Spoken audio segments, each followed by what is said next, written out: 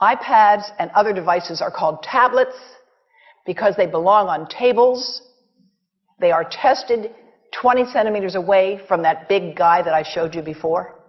20 centimeters away. They are not approved to be held in the laps of little children, although millions of kids are having them now in schools because the people involved in educational technology and those involved in public health research are not talking to one another.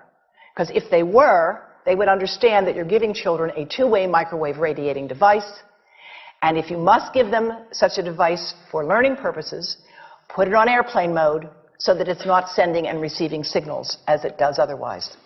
Now, this is some new modeling, again, that we've developed with colleagues in Brazil, and we can share with you how we've done it. We first start out with the MRI and create the model with 1 millimeter voxels, and this is quite a bit of work goes into creating this, and here is what it looks like after a period of 6 minutes. And that's really not as bad as it might look, because you see the red area only gets partway through the eye of the adult, right? The one that we're really concerned about is this one with the young child. And this is a 3-year-old brain that we modeled. And you see that by the end of that 6-minute call, the peak radiation, yellow and red, is getting all the way into almost both eyes. And again, this is one call, and it's not going to kill anybody. It may not cause any biological effect whatsoever for 1 call or 2 calls or 3 calls. But the question is, what's the cumulative impact of this kind of exposure? How do we evaluate it? And I want to show you an example of some of the work that we are doing now that I'm releasing here for the first time. And this is a modeled microwave radiation dose of a 6-year-old with greater levels to the frontal and temporal lobes, eyes and cheek. And watch this here.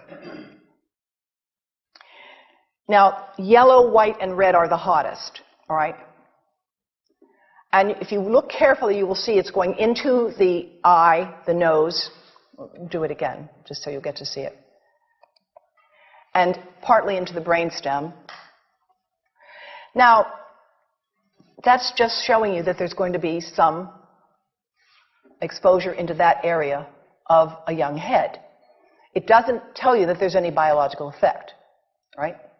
Now, the next slide is going to show you something that might be of interest to students and faculty here. And that has to do with exposure to the reproductive organs. We call them the gonads. I think you say the testicles. And bone marrow. And look here at the radiation as it gets into the groin area. And that's just from having a mobile phone modeled into the pocket. And this, again, is based on a normalized SAR with a dipole antenna. Now, the breast. The breast is mostly fat, contains a lot of fluid. Things that contain fat and fluid cook faster in the microwave oven. Now, a cell phone can't cook anything, all right? Mobile phones do not pop popcorn. That was a fraud. They don't make any heat that we know of, otherwise they wouldn't be permitted. But they do go through things that contain fat and fluid, and we are now working at Environmental Health Trust with scientists at the University of California, San Francisco, scientists at formerly the president of the American Cancer Society of California, because we are seeing women who keep cell phones in their bras. Has anyone seen a woman put a cell phone in her bra? Hands up, please.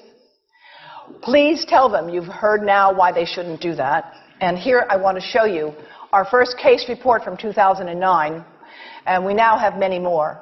This was a Chinese-American woman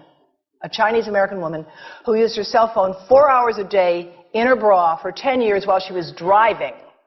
Now, and you drive with a phone on your body.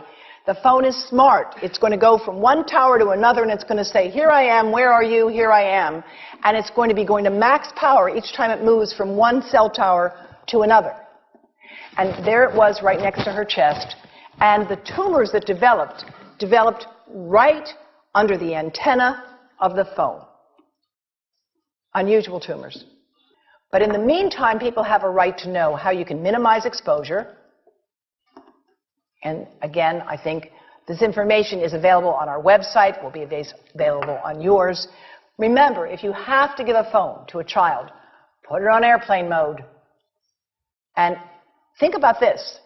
That microwave oven, it works because there's a metal box around a microwave signal, and the signal pings all over the place. Next time you get into an elevator or a train for any length of time, put your phone on airplane mode. Otherwise, that signal is going all over the place, magnifying and coming back. Keep the mobile phone away from you when it's on and you are asleep. Now, it takes a village to do a lot of things. These are some of the people whose materials I've used today with their permission, and I can't read this list to you, but I want you to know that I feel really honored to be working with some of the most talented people in the world on this issue. And they have given me permission to share these materials with you. And I leave you with this thought from Albert Einstein. The world is not dangerous because of those who do harm, but because of those who look at it without doing anything. So, thank you.